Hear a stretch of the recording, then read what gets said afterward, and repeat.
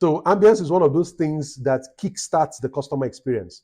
Ambience is about your environment, the environment in which you do business, particularly for businesses that are physical in nature. If you have a business where your customers have to come to your place of business, your physical place of business, ambience, environment is very important.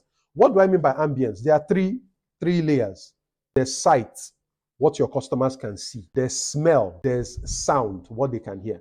So if you notice, businesses have started playing around with these three things. For sight, and there's an element I missed there, what they can feel. Feeling is another element I missed there. Feeling. For sight, you notice that interior decor has become a huge deal. If you go into a bank, you'll notice the interior decor.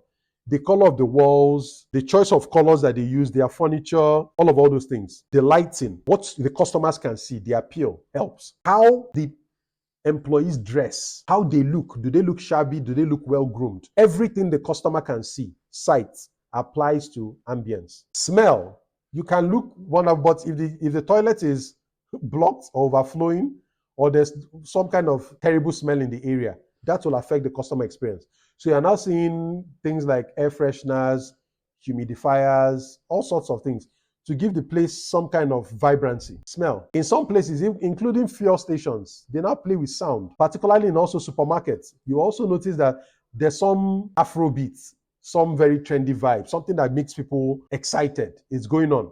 And while the sound is going on, the sound is playing in, the smell is pleasurable, the sight is okay. People are shopping more.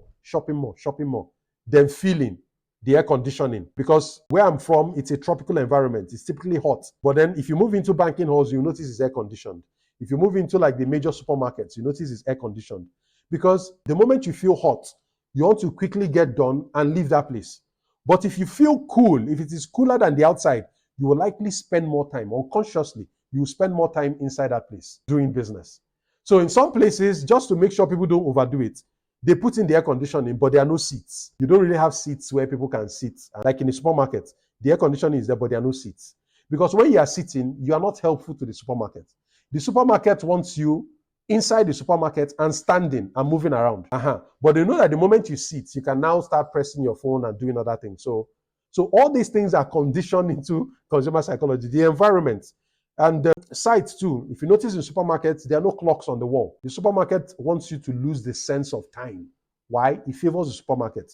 If you don't notice time passing by, you will spend more time inside of the supermarket. Supermarkets don't have clocks. Restaurants don't have clocks.